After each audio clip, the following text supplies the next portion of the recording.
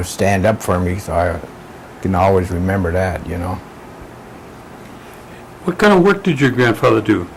He was a farmer, He was a farmer too? yeah. And he had a lot of acreage? He had 10 acres, and then he had 10 acres and about 14 cows, milking cows, and That was a 2 lot of horses. That's a lot of cows at that time. Yeah, so then I helped him, Well, I mean, I was pretty young from, like I said, from 9 months I helped him.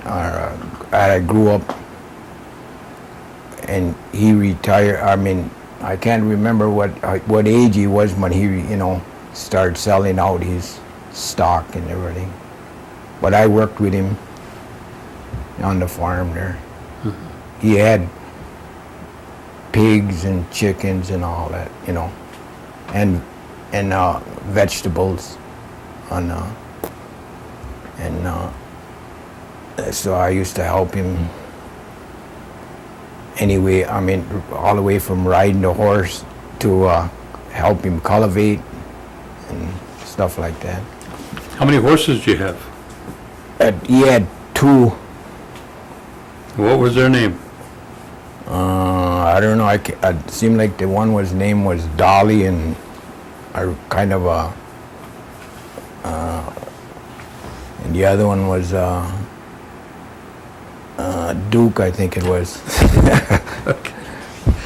Now, did your grandfather, did he speak Oneida? Yeah, Yeah. Did he talk to you in Oneida? yeah. Yeah. My grandma did too, and that's how. I mean, I learned to understand, but I could never really talk it. But I could understand when they used to try to say things to my uncle Howard or Frizzell, Elam, when their sons, when they'd come over and they'd maybe try to say they were going someplace, and then they'd talk Indian, so to try to think I didn't understand, and and then but I mean, when you're small like that, you just automatically catch on to the language.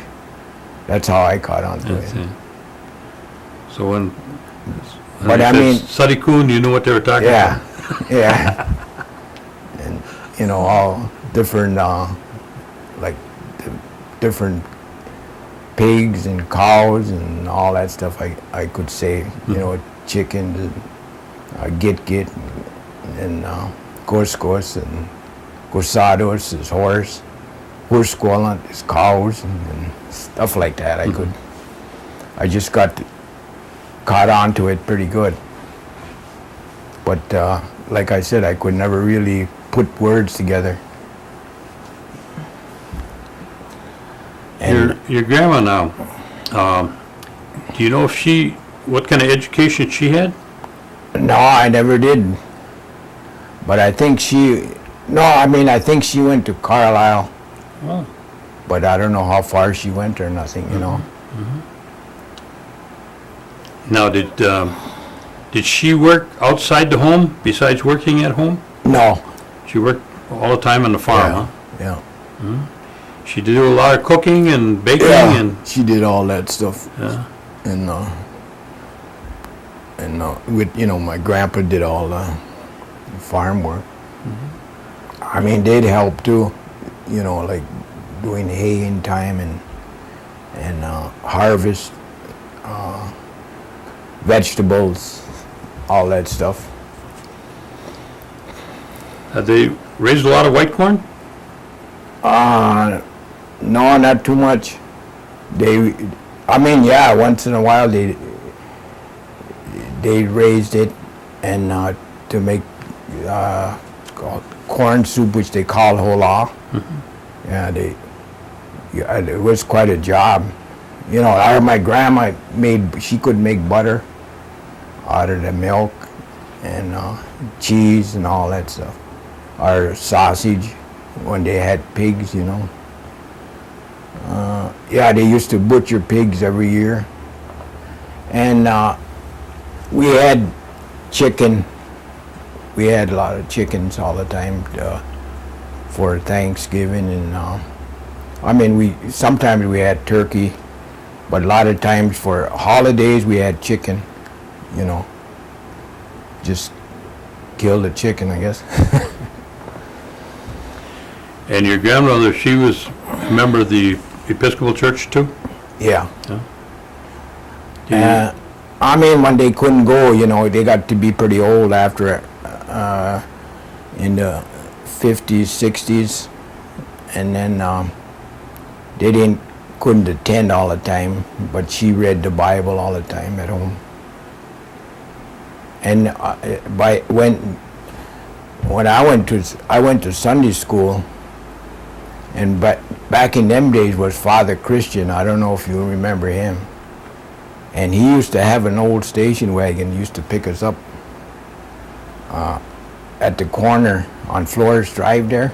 He had to turn, and back in them days where there was Dave Skenador, I think, lived back in there. You know, we're on Silas Drive and all them. But he'd come to the corner and let me and my sister off. And it was Saturday too. That was another thing. We had Saturday. It was Sunday school on Saturday, and he's the priest that I knew the longest, Father Christian, I guess. Did your grandparents have running water and electricity? We had outside toilets, and we had a pump, water pump, that you'd have to change the pipes, I don't know, every so often. And because they'd rust away, I guess, you'd have to pull the pump out and then put it back. And we didn't have no electricity. Or we had lamps back in them days. I don't know if you... Kerosene. Yeah, the kerosene, and they had like one with a wick in there. It was brighter. Mm-hmm. Yeah, that's Now, how big a family was that at your grandpa's house? there was only us three when I was real, you know, when they first brought me home. Mm-hmm. There was only us three there. Then my two other sisters, I got two other sisters, Geraldine and Levon. And they went to stay with my other aunt in Bellevue, in Milwaukee there, with my grandfather's sister, Ruth Webster, her name was, Ruth and Harvey Webster. I mean, Phoebe, her name was. And my two sisters stayed with her till there's about, one of them was 7 years old, and then they both came out to stay with my grandparents, and it was, but then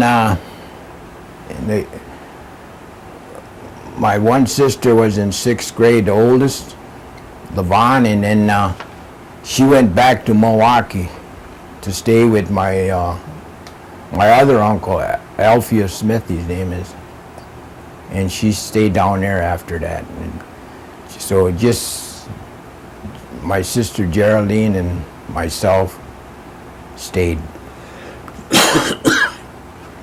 What kind of transportation did your grandfather have? He had a Model T, 1928 Ford pickup truck. And I used to have to drive. I started driving at 10 years old. I used to drive them, but only on my other, their son lived in Shiocton, worked on a farm there. So we used to go visit them once in a while with the truck, you know. And I used to drive down there on a side road.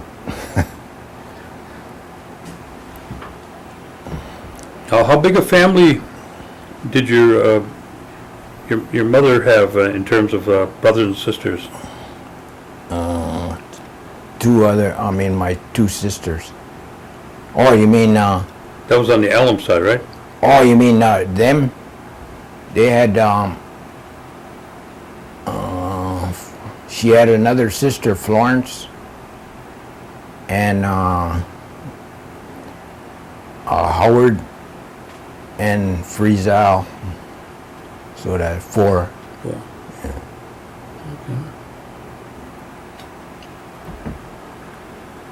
Now, let's talk about your mom and dad. What kind of work did your dad do? That, I never stayed with him, so I really never could keep track of, he never came around too much.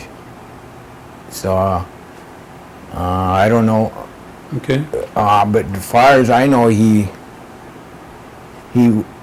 went to, like, Sturgeon Bay, where they picked cherries, and Andigo, where they picked, potatoes.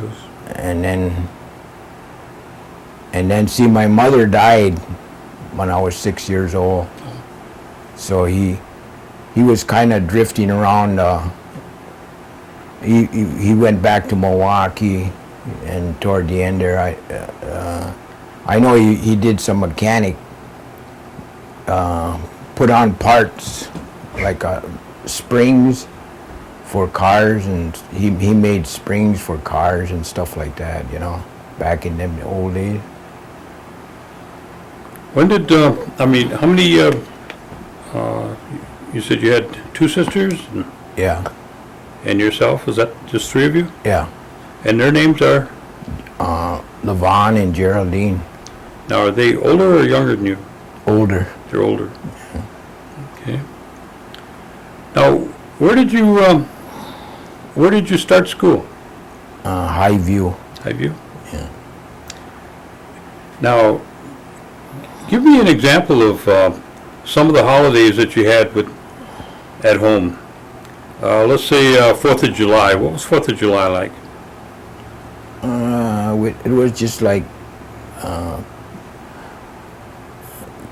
getting fireworks or firecrackers and coming to Oneida. And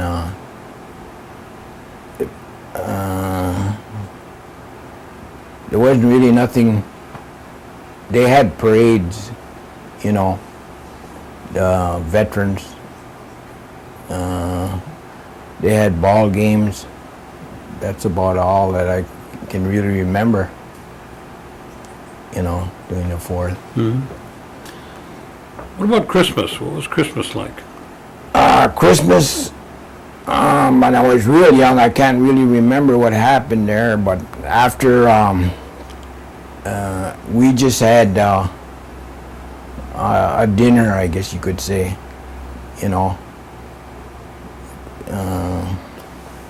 and far as presents and stuff like that, I can't really remember what, I think I got something once, I got one thing or something, maybe something to wear, a jacket or coat or whatever, and but then my uncle Howard and Friesel kind of, because I was the only one that way back, they were giving us presents, but I can't really remember what all we got then. But I remember one time the presents, there was all kinds of presents on the mailbox there where they sent, because there was no work around here. They worked in Milwaukee and all over, My Uncle Friesel was a machinist in Milwaukee, so he had a pretty good job, What about, you remember any kind of midnight mass services or anything? Yeah, Christmas, I used to come to midnight mass, and then my grandfather, he used to like to go to the early mass, 6 o'clock in the morning. He liked the early. Did he, did you ever go with him to collect the holy water on Easter morning? No. Did you ever hear him talk about that? Yeah. Yeah. Yeah. What about Hoyan? Did you ever go Hoyaning? Yeah. We used to come to a night on South Pork Avenue and the old grocery store, Schrader, Morgan's, and like I said, all around South Pork Avenue there. Because on the road I lived, there was no houses. We were the only house on Flores Drive at the time. My Uncle Guy Elam lived there next to us, and there was no other houses. Yeah. Yeah. Or then my aunt Ida Blackhawk. She came back from I think Oklahoma or someplace, and then we had 3 neighbors there. Now, did your parents, did they ever talk about the New York claim? No. All I knew is that we got 50 cents, or they got 50 cents a year or something, and they really didn't know too much. I mean, whether we'd ever get any more or anything, back in them days. Yeah. So you don't recall them being involved in any of the tribal government activities or anything like that? No. The only one that was involved was my uncle Harrison Smith. He was, the way I understand, he was on the business committee back with Cornelius. I don't know if you, Myron Cornelius, Myron? His dad. Anderson. He was on the business committee with him. Okay. The way I understand, way back with Percy, Yep. I mean, Irene Moore and Yep. Percy. Yeah. That's all but my grandparents, they didn't really, know too much about what was going on, Yeah. Too busy trying to make things Yeah, go at home. yeah. Yeah. Okay, you went to Highview, Yeah. and how big a school is that? I think there was only 50 kids, something like that. And how long did you go there? 8 years. And after Highview, where did you go? I went to Nicolay High School. Now, was that a big change when you went from Highview to Nicolay? Yeah. In what respect? I don't know. There was more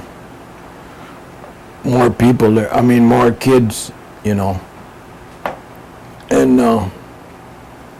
more subjects, than just Highview, Do you think it was it a better experience, or is it kind of tough to go to a larger school like that? Yeah, I think it was harder because, I didn't have the clothes, and I went out for football, and I had to walk home, which was 8 miles, after practice, and so, I couldn't really stay on the team, because I didn't have,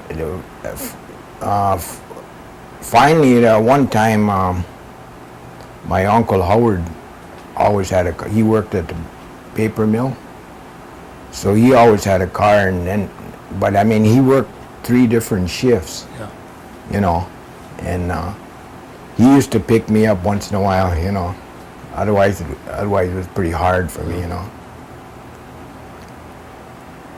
Now, what kind of jobs would you do during the summertime? Did you pick beans or? Yeah, pick beans and we went to Sturgeon Bay every summer to make, I don't know,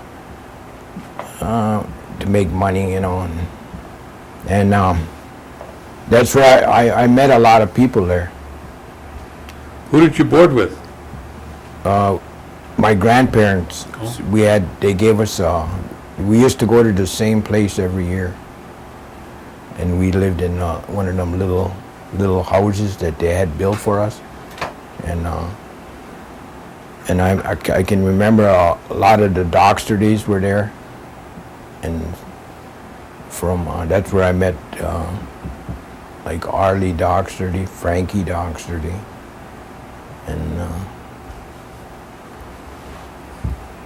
and back in them days, I was going to say, I'd like to say that the Indians, I can remember when, you know, for the older people, there used to be signs in the window that said no Mexicans or Indians allowed in a bar.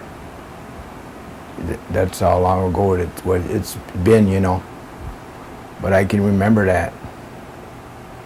And it was kind of hard for the Indians around here in Green Bay and Sturgeon Bay. I don't know, they just didn't accept us, I guess, you know, like they're doing now. Yeah, I mean, now, you know, they're bringing people in from all over. But back in them days, we had a hard time. I'd just like to say, too, that Brown County never give us nothing. All that help they got, like, I guess they used the mother's pensions, and if you didn't,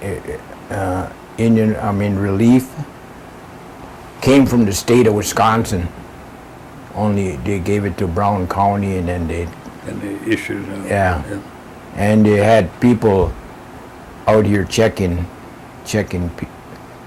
to see where you lived, and made sure that, you know, made sure that everybody was in the family that you know they were giving the money for.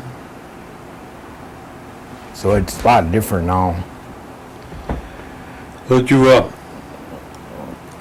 work out Black Creek at all? Yeah. Lifting horseradish and Yeah. For Leo Berto, the way back in, Alberto, yeah, yeah. Bishkoff, Yeah. I did that too. snap corn, and Yeah. pick apples. And Picked apples at Larson. Larson. Yeah. Yeah. set pins too. No, I worked at the golf course, Oh, did you? Brown County. Brown County or and, Oneida? Yeah. Oneida golf course, and Caddy? and I got to see Jack Jacobs, the first Indian to be on the Packers. I got to see him, and I even was his caddy, you know. And back in them days, the older guys were used to work out there too, like Archie Quit, if you remember him, and Oh, yeah. Cubby Bear. Frank Bear. We all worked at the golf course. There's a guy I used to call Joe Lewis too. Yeah, and Donald Skenador. Yeah, they were all the regulars. Yeah, I used to ride the bike down there, you know, from Flores Drive. Yeah. Yeah. Did you ever do any hunting and fishing? I did a little bit of hunting, you know, with just around there was quite a bit of woods right around here then, and I used to just. But I never really did have no big rifles back in them. All I had was a 22, and I never shot any deer or anything. Mostly squirrels, I guess you could say. That's all I could. Now, And rabbits, yeah. you see, you went to Nicolay, Yeah. and when did you finish there? I didn't finish. What happened is about when I got to be my junior year, I went into the Air Force. I signed up for the Air Force, What year was that? 1952, 52, is that, and it was right around Korea's time, wasn't it? yeah, and my grandfather had to sign for me, so they signed for me, and I had to take a troop train out of Green Bay. They called it troop train all the way to San Antonio, Texas, which took us, I think, 3 days. Yeah, back in them days. And what did you join? Air Force. Air Force? Yeah. And what prompted you to join the Air Force as opposed to something else? I just thought wanted to try to, I guess, fly, or which I got to do, F-89 trainer jets Oh, yeah? and T-33 trainer in the back seat. I got to fly, and B-29, the old B-29, which you like where the gunners were on the back there. So then I just kind of wanted to be I always used to climb in trees, I guess, and either that or the paratroopers or something, because I used to climb a lot of trees, and when I was young. Now, they sent you down to, you must have been, what, 17? Yeah, Now, they sent you down to San Antonio. yeah. And what kind of training did you get down there? We just got combat training, and I went into supply. They call it supply, and maintenance for planes, and that's what I was in. I went to quite a few different bases. I went to Omaha, Nebraska, Sac Air Force Base there, and then from there I had to go TDY to Korea, and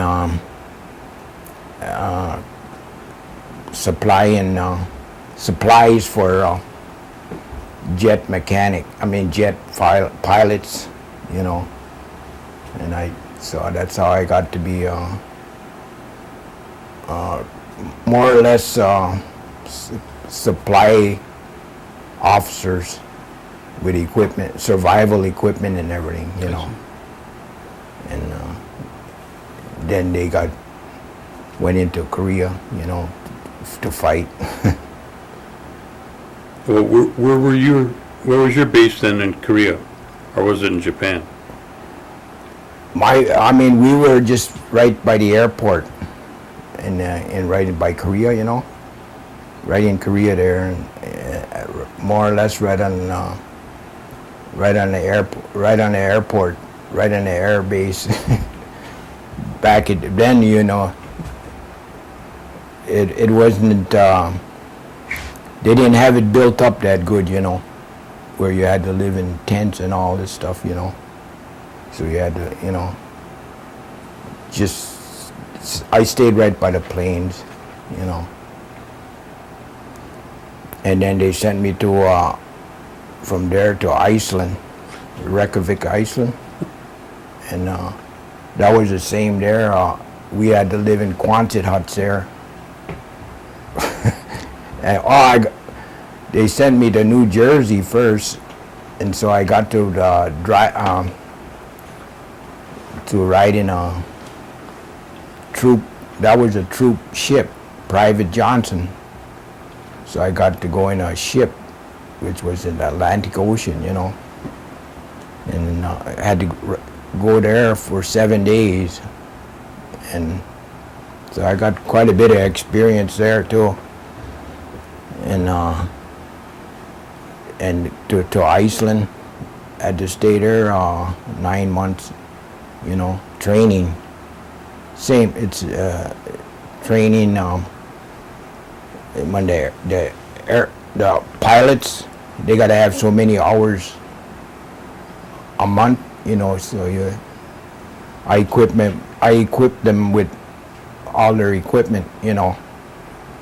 And they did. I checked their parachutes, their helmets, and maintenance the planes, you know. They had faces on them. They call them the Flying Tigers back in them, the 82nd Fighter Squadron.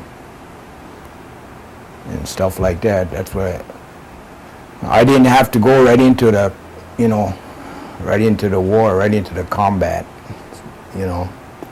But I mean, if it did, we had to carry rifle, you know, 45s on, and then the rifle if they ever got over by us, you know. How's the weather in where you were at? Iceland, you said, right? Yeah.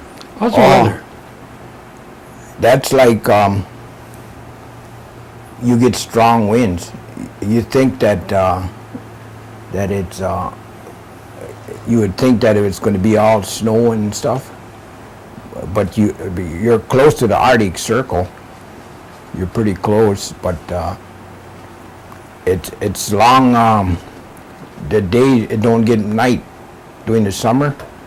I would say like now, you only get a few hours a night. It don't get. I seen where it was at 12 o'clock at night. It was still light out. You know, that's how it works. Or whatever. Long days. Yeah. And but I mean, we only work, you know, just like 8 hours. Yeah. How long did you stay in Iceland? 9 months. Yeah. And then where did they send you?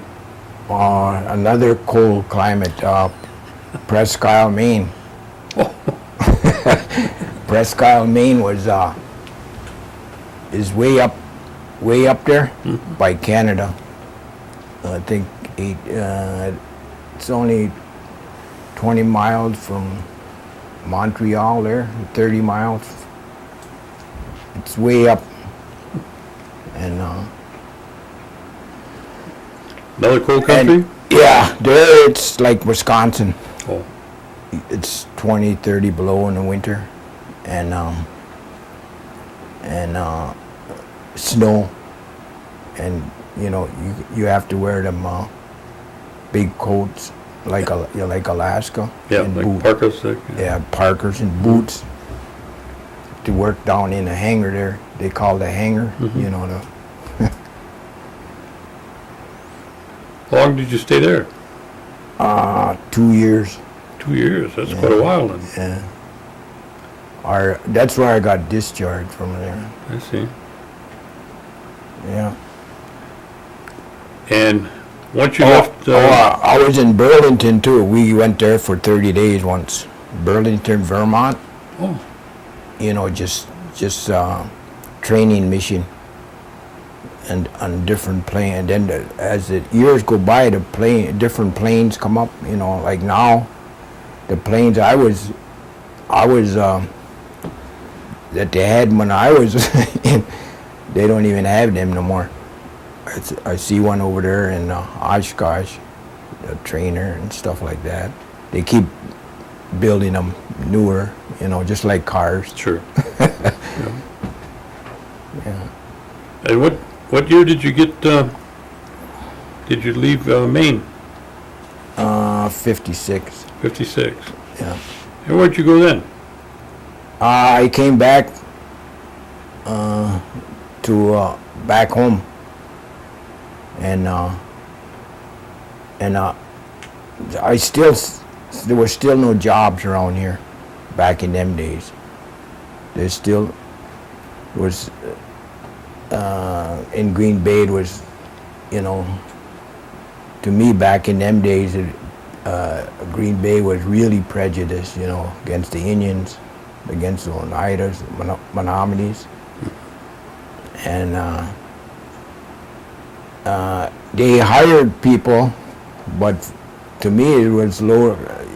If they got into paper mill, you was lucky, but they hired mostly like landscapers, and a lot of them worked for minimum wage that I could see, and so I went to Milwaukee, and my sister was there, her and her husband, and so then I stayed with them, and then I got a lot of different jobs, and after,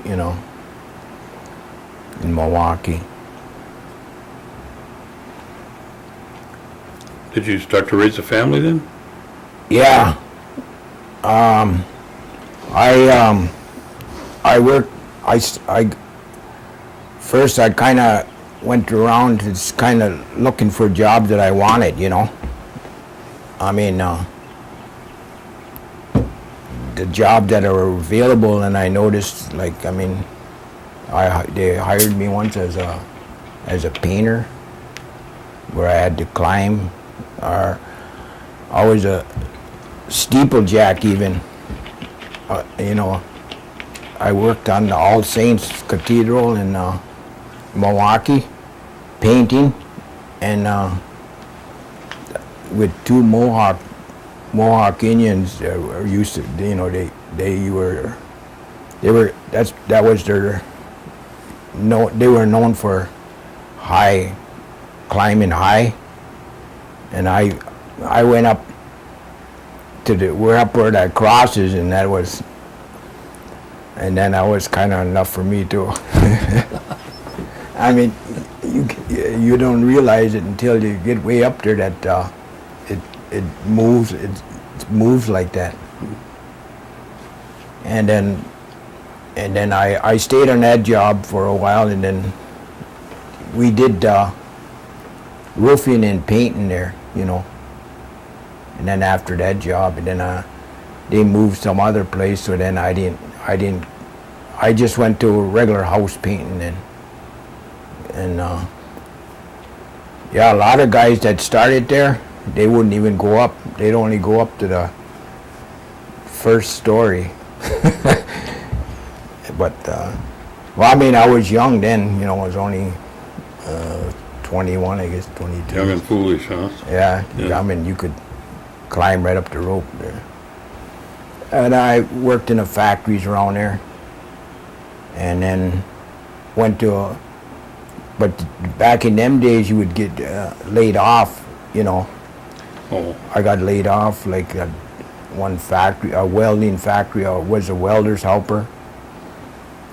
I got laid off, so. And then I seen an ad for a painter's helper once. So, I mean, I used to paint in the service a little bit, got to know what, and so then it was a body shop. And so this guy said he would, he wanted me to paint, do some painting, So then I stayed on stayed with him. He showed me how to paint cars and all that stuff. And then, so then I said, I kind of want to advance. So then he said, you want to do body work too? And I said, yeah. So then I just kind of learned how to do body work, and I don't know if you, I mean, Clayton Ellum, my cousin, they had sent him to Chicago for relocation, and he knew how to do body work. So he came back. He was in Chicago, and he stopped at the garage where I was and asked if they were hiring there. And so he kind of helped me do body work, and I started doing body work, and and I did that for 20 years. Did that ever since, huh? Yeah, Yeah. and like I said, then I got married, and What year did you get married? 1968, I think. And who did you marry? She was Stockbridge, Carol, Sandra Miller. Sandra Miller? Yeah. Did you have any children? Yeah, I had three boys. 3 boys? Yeah. Can you tell us their names? Wayne, Blake, and Kent. Okay. And you raised them all down in Milwaukee? No. Just Wayne. He was 8 years older than the oldest Blake. They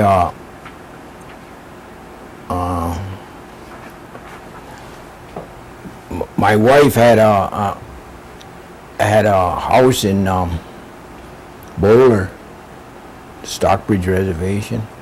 So I was working at the body shops, and then but I got to be a body shop manager once, got to be a body shop manager, and then I seen an opening for Kmart service manager, so I put in for that. Here they hired me there as a service manager, and all I had to do was just manage the service, and but I worked for them a year or so too, and but I mean, I knew the body work and the maintenance part of cars. So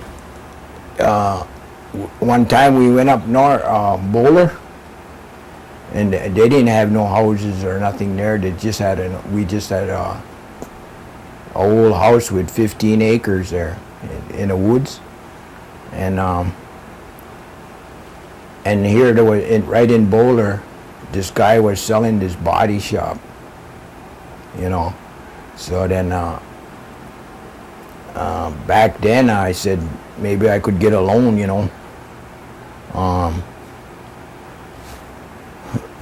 I could get a loan. So then I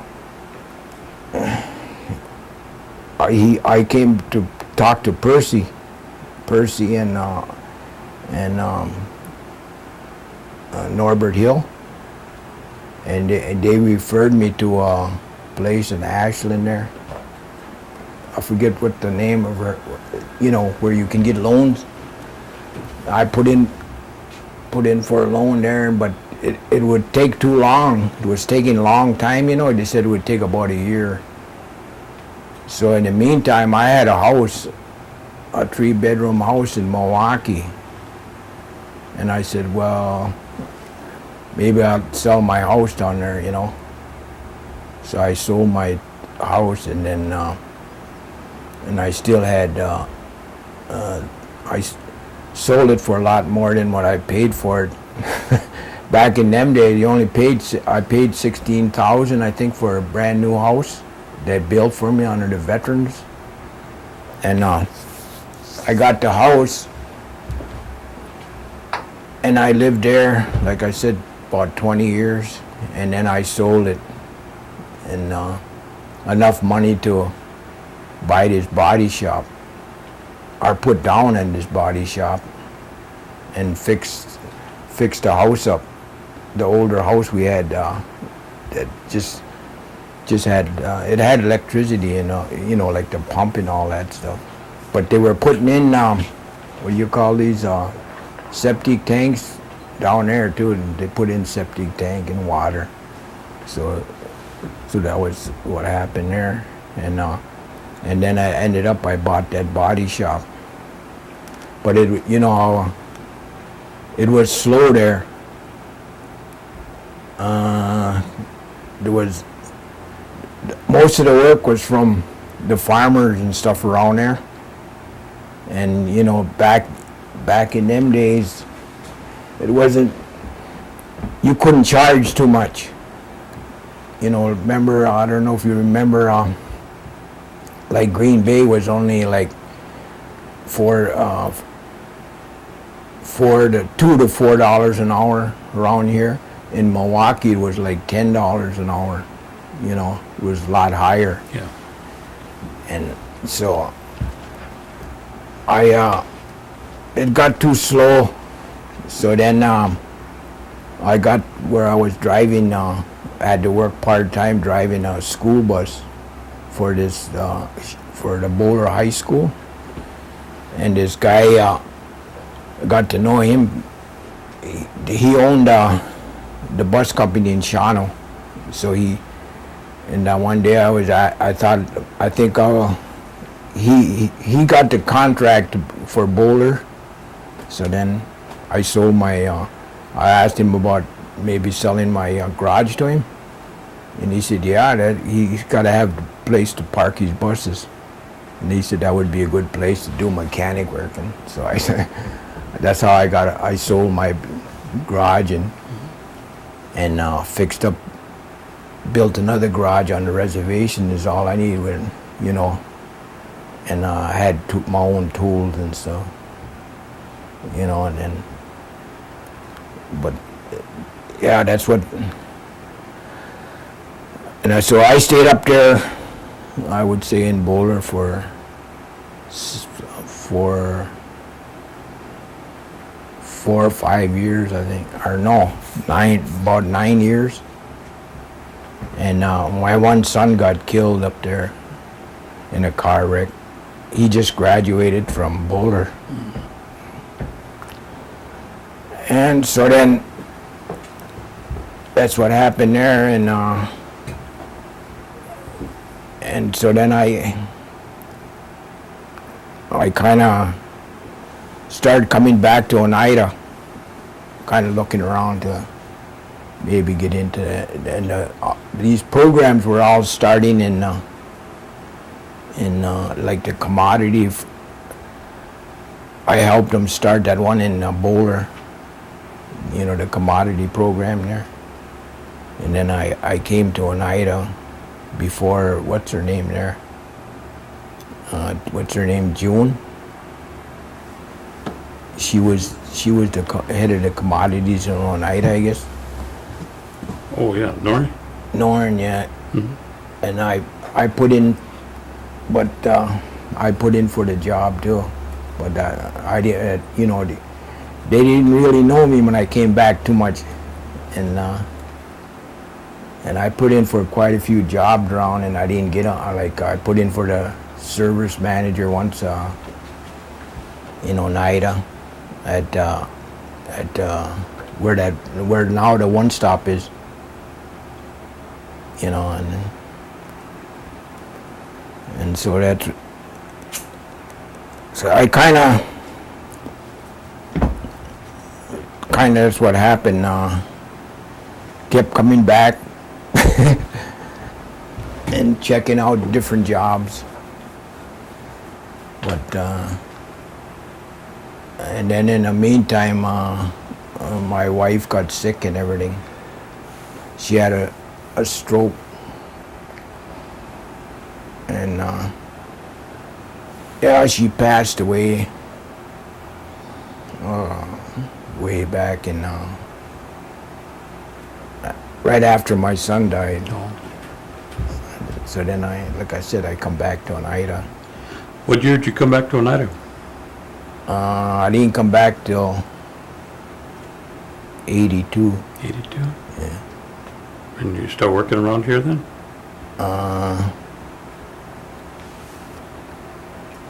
Yeah. I was working for different I tried to get in a body shop, but I couldn't really. And so then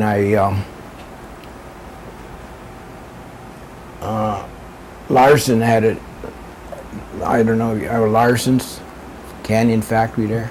They had an opening, so I went there and I went into truck driving. But that was only seasonal. So then I went into